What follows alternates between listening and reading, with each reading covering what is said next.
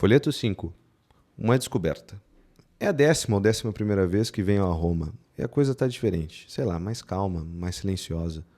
Ontem, saindo do restaurante às 22 horas, muitos carros de polícia escoltando comitivas presidenciais. Zelensky me viu e deu tchau.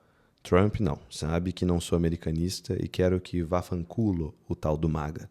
Aquele de El Salvador, o Bukele, estava no barbeiro, na antiga barbeira Pepino. Havia ainda um monte de africanos em mesas distintas, comendo manjares distintos, escoltados por carabinieri distintos e por seguranças particulares.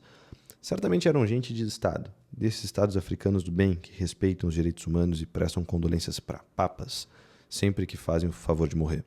Viagenzinha para Roma, em comitiva oficial, é difícil de negar. Eu, como mero futuro governador da Guanabara que sou, andava tranquilamente com meu chapéu de feltro olegueiro. Pelas calças limpas, sim, Roma está surpreendentemente limpa. Sem maiores escoltas do que meu anjo da guarda e meu destino. Parece estar sempre de mão dados. Conduzindo minha vidinha para o centro do mundo. Pois bem, sem escolta, sem as parafernálias de giroscópios da Polícia de Stato, recebi uma ligação que pode mudar o rumo de muita coisa. Para vocês, inclusive. Conto mais tarde. Voltemos no tempo. Fundação. Roma sempre soube que para fundar qualquer coisa é preciso primeiro morrer. Matar, Ítalo, matar, não seja romântico. Foi assim desde o começo. Rômulo traçou os limites da cidade, a primeira muralha de Roma, no Monte Palatino. Era um sulco simbólico, feito com arado. Segundo o costume, ninguém podia atravessar o sulco, ele era sagrado. Foi mal, ri alto, desculpe-me, pagãos. Remo, para provocar o irmão, ou em desafio, ou em escárnio, saltou sobre o sulco. Viram? Não fui só eu quem achou graça. Dá-lhe Remo. Rômulo, então, matou Remo. Eita, morreu de bobeira, porque pulou a amarelinha. Ok, vou parar de comentar, deixe-me narrar os fatos apenas. Tito Lívio registra que Rômulo teria dito: assim pereça todo aquele que ultrapassar minhas muralhas. A fundação da cidade, portanto, foi selada com sangue fraterno. E dali nasceu uma cidade. Bacana, né? Remo pulou uma amarelinha e morreu, e Roma nasceu. Desde então a regra não mudou. Cada pedra colocada exigiu sangue derramado. A história de Roma não é feita de pactos, mas de cicatrizes. Cada pedra erguida nessa cidade repousa sobre uma ferida que nunca se fechou inteiramente. Roma não nasceu de acordos suaves nem de reconciliações fáceis. Nasceu da morte de um irmão. Cresceu com guerras constantes. Expandiu-se pisando sobre cidades arrasadas e povos submetidos. A república não brotou de um pacto de paz, mas da expulsão violenta dos reis etruscos. O império não se construiu por alianças, mas por batalhas vencidas a um custo que ainda marca os monumentos. Até seus templos em ruínas e seus arcos partidos falam mais das lutas sobrevividas do que de qualquer tratado assinado. Roma carrega as marcas daquilo que atravessou. Cicatrizes que não são vergonha. Há guerra, e haverá, mas prova de permanência. Roma está aqui, Roma está aqui, a meu ver, desejando um imperador, um César redivivo que marche sobre a Europa tomando a força.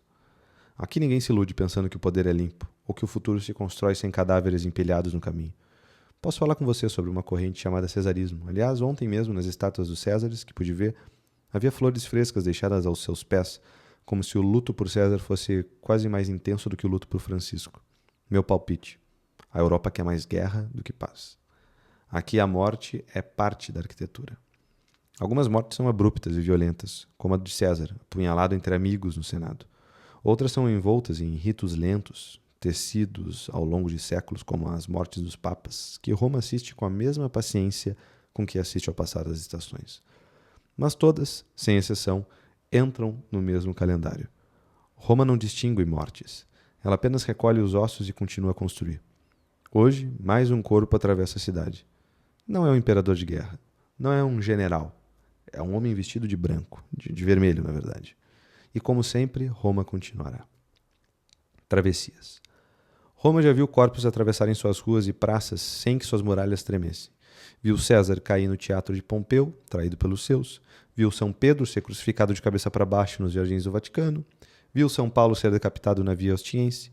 Viu imperadores serem depostos, mártires soterrados nas catacumbas, generais esquecidos sob os escombros de seus próprios arcos de triunfo. Viu Pio IX ser velado às escondidas para escapar do ódio republicano. Viu João Paulo II atravessar, imóvel e sereno, a Praça de São Pedro, enquanto 1 milhão de rostos misturavam lágrimas e pólen de primavera. Roma recolheu cada corpo sem alarde. sem teatralidade. Já entendeu muito antes de nós que os vivos carregam os mortos. Não, são os mortos que moldam o caminho dos vivos. O cortejo. Hoje, o corpo do Papa deixa a basílica. Não haverá trombetas, não haverá cavalos em escudos dourados. Apenas um caixão simples, sustentado nos ombros de homens comuns, carregado com cuidado ritual de quem não transporta apenas um corpo. Não por ser o Papa, é sempre assim. Tenho experiência, já carreguei uma dezena de corpos dentro de caixões. Carregá-los é como carregar parte do próprio destino, antecipado e distante. O cortejo sairá pela fachada monumental da Basílica de São Pedro, entre colunas que já viram passar exércitos, cruzados, peregrinos, mercadores, penitentes e turistas, japoneses e chineses pra cacete. Atravessará a praça, ladeada pelas fileiras da guarda suíça, dos cardeais, dos monsenhores, dos cônegos, dos decanos, dos reitores, dos presbíteros, dos diáconos, dos amigos dos diáconos, dos amigos dos presbíteros, dos amigos dos reitores, dos amigos dos decanos, dos amigos dos cônegos, dos amigos dos monsenhores, dos amigos dos bispos, dos amigos cardeais. Com essa listinha frugal, contabilizamos mais de 12 mil eminências e amigos de eminências, de tal modo que os meros fiéis não atravessarão praça nenhuma. Vamos assistir pela televisão ou acampar ali no Lugotevere, com a esperança de que o cortejo simples, do Papa simples, passe simplesmente por ali. Roma. Que maravilha! As lojas abrirão. As vespas passarão zumbindo. A cidade assistirá como sempre assistiu, sem se desmanchar em espetáculo, com um certo desprezo, posso notar, não porque não amem a igreja ou o Papa, mas porque sabem como é, a familiaridade tem dessas coisas. Daqui 10 dias os romanos terão um novo Papa para amar, falar mal interpretar, rezar, defender, estampar nas camisas. O cortejo seguirá pela Via della Conciliazione, aquela avenida aberta a golpes de picareta e de política, para reconciliar a igreja e Estado. Conciliazione. Descerá em direção ao Tibre, cruzará suas águas antigas, subirá pela cidade comum, a Roma dos bondes, dos turistas distraídos, das janelas abertas para o sol e pó e cheiro do molho de tomate. Hoje é sábado e amanhã é dia de almoço na casa da nona. Seguirá até a Santa Maria Maggiore. Foi lá que o Papa Francisco pediu para ser sepultado. Eu gostei disso. Não entre colunas imperiais, não entre criptas silenciosas demais, mas junto da Virgem, diante da Salus Populi Romani, o ícone gasto e forte que guarda Roma desde antes de haver Vaticano. As portas da Basílica se abrirão, e um corpo leve e fatigado, sem metade dos pulmões desde 1957, ano em que meu pai nasceu, entrará. Será depositado no chão, sem triunfo, sem coroação terrena, mas com promessa de vida eterna. Será apenas mais um corpo entregue ao cuidado de Roma. E Roma, como sempre, continuará, fazendo o que sabe fazer. Demônios e santos. Permanência. O corpo atravessa a cidade permanece. O Papa atravessa o tempo, porque está inscrito na eternidade e naquela placa da sucessão dos apóstolos. A igreja permanece. Roma recolheu cada corpo, às vezes com pompa, às vezes com pressa, às vezes com raiva, ódio, vingança, vilipêndio, escárnio. É assim. Roma nem sempre foi digna, nem sempre foi sólida. Às vezes esteve à beira de se despedaçar, e de certo modo se despedaçou. Perdeu seus Césares, seus imperadores, suas legiões, mas a sucessão de Pedro permaneceu. Enquanto as águias romanas caíam das lanças, a cátedra de Pedro se mantinha firme no meio dos escombros. Durante o conclave de outubro de 1978, que elegeu o Papa João Paulo II, viram o cardeal John Joseph Wright, um prelado americano que participou, já idoso, sentado em silêncio na Capela Sistina, olhando fixamente para o alto. Ficou assim por muito tempo, imóvel, contemplativo, enquanto os outros conversavam em murmúrios contidos ou aguardavam as formalidades do processo. Depois alguém, seu secretário pessoal, o então jovem sacerdote Donald Well, curioso, se aproximou e perguntou o que absorvera tanto. Cardeal sorriu levemente, quase sem tirar os olhos das colunas de mármore que sustentavam os afrescos do teto, e respondeu: estava pensando nas colunas do Circo Máximo, o local onde César e seus sucessores desfilaram em triunfo, onde multidões aplaudiram nomes que hoje ninguém mais teme ou sequer lembra. Estava pensando, onde estão agora os sucessores de César? Ninguém sabe. Ninguém se importa. Fez uma pausa, abaixou os olhos, e então, apontando discretamente para o lado, concluiu: mas o sucessor de Cristo está sentado aqui, ao meu lado. Isso basta para lembrar que a força da igreja não está no mármore, nem no ouro, nem nas conquistas. Está na promessa de um homem que morreu pregado numa cruz e que disse: sobre essa pedra edificarei a minha igreja, e as portas do inferno não prevalecerão contra ela. Nada termina. Tudo continua. Como sempre continuou. Puta que pariu. Um novo Papa nos será dado amanhã ou depois e o amaremos. Roma, a que importa, a eterna, não espera aplausos. A igreja não espera consensos. Ela não nasceu de um plebiscito nem de uma assembleia de vontades humanas. Foi fundada por um ato de autoridade. Cristo escolheu Pedro, não porque Pedro fosse o mais inteligente, o mais forte ou mais digno, mas porque quis assim. Desde então, a igreja caminha não pela aclamação das maiorias, mas pela fidelidade à promessa que recebeu. As verdades que a igreja guarda sobre Deus, sobre o homem, sobre a salvação, não são sujeitas à revisão a cada geração, como se fossem cláusulas de um contrato social. Elas atravessam os séculos, como atravessaram desertos, perseguições, traições e reformas, sustentadas não pela quantidade de aplausos, mas pela constância da rocha sobre a qual foram plantadas. Isso não significa que a igreja seja surda ou indiferente. A igreja escuta o mundo, sofre com o mundo, caminha no meio do mundo, mas seu dever mais íntimo é outro: não trair a palavra que lhe foi confiada. Mesmo que o mundo inteiro a contrarie, mesmo que seus próprios filhos a tentem remodelar segundo seus humores passageiros, a igreja não é um projeto de popularidade. É um sinal vivo de fidelidade, mas também um corpo ferido, um exército cansado, uma embarcação sem rachadura. No entanto, a barca é perfeita. Tomem essa. Vão pastar todos os que dizem: a igreja é santa e pecadora. Com todo respeito, vá fanculo. A igreja é santa e pecadores somos nós, e isso não é motivo para orgulho, mas para vergonha e contrição. Agora, já. Obrigado, meu Deus, por ser católico. Ela atravessa o tempo, sustentando o que recebeu, mesmo quando seus próprios filhos parecem esquecê-lo ou traí-lo. Não é pela virtude dos homens que a igreja se mantém em pé. É pela promessa de Cristo, renovada a cada geração, atravessando vaidades, quedas e renascimentos, e mesmo assim a casa permanece de pé. Roma, como cidade histórica, atravessou mortes, impérios, quedas. A igreja, como corpo espiritual, atravessou crises, traições e séculos. A permanência de Roma, como cidade física, memória histórica, sobrevivência civilizacional. A permanência da igreja, como missão espiritual, sucessão apostólica, fidelidade ao Cristo. Mesmo que o mundo mude, que os tronos caiam, que os nomes passem, Roma e a igreja seguem, firmes porque têm alicerces mais profundos que os da política, silenciosas porque não precisam do aplauso do dia e pacientes porque operam na escala do tempo e da eternidade, não da moda. Meditação, para quem quiser me acompanhar. O tempo que não cabe no mundo. Sábado de Páscoa. Da oitava de Páscoa, ou seja, a festa dura 8 dias. Começou na semana passada do sábado de Aleluia, mas a gente estende até hoje porque a alegria e a esperança de ter um Deus que vence a morte, que volta da mansão dos putrefeitos, resgatando todos os humanos vacilantes, caídos, miseráveis, não cabe no peito. Somos exagerados, graças a Deus. Que triste seria conter o amor e a exultação diante de um homem-deus lindo e generoso. Amamos. Um dia para nós é pouco e enfiamos 7 ciclos solares aí dentro. Daquele sábado quando os sinos voltam a tocar. Nosso sábado de Aleluia desafia a relatividade de Einstein. Nosso tempo é mais do que relativo. Como diria o físico de cabelo em pé e língua para fora, nosso tempo é nosso. É o tempo do amor, que se recusa em terminar, que voa para além da morte, do calendário, que encontra a saudade e a esperança conversando de mãos dadas, aos beijos, na boca, numa sala com lareira chamada Coração de Deus.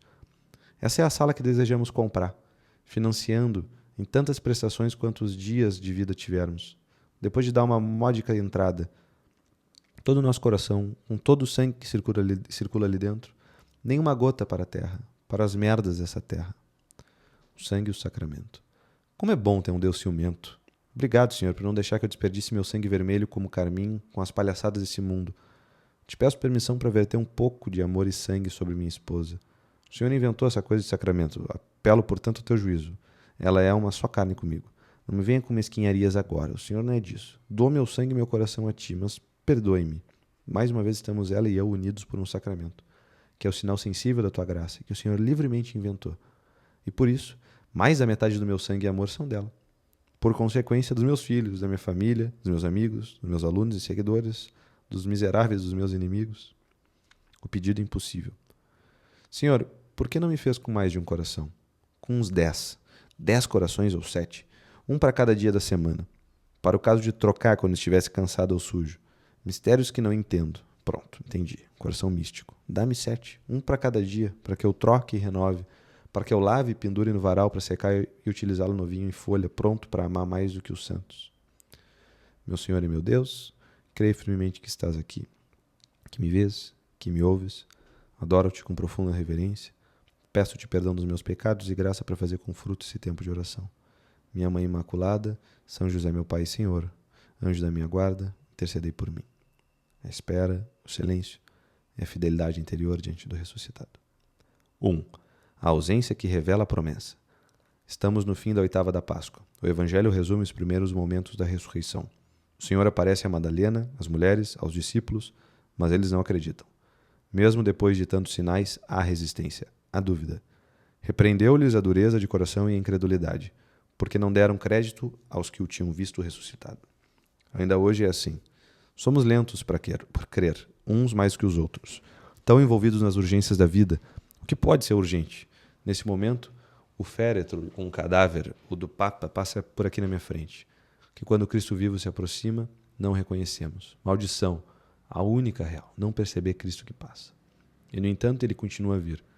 Vem silencioso, às vezes barulhento, como na doença de um filho, no tiro da cabeça de um pai, no câncer fulminante, na falência inesperada, na loucura clínica de quem amamos e juramos amar.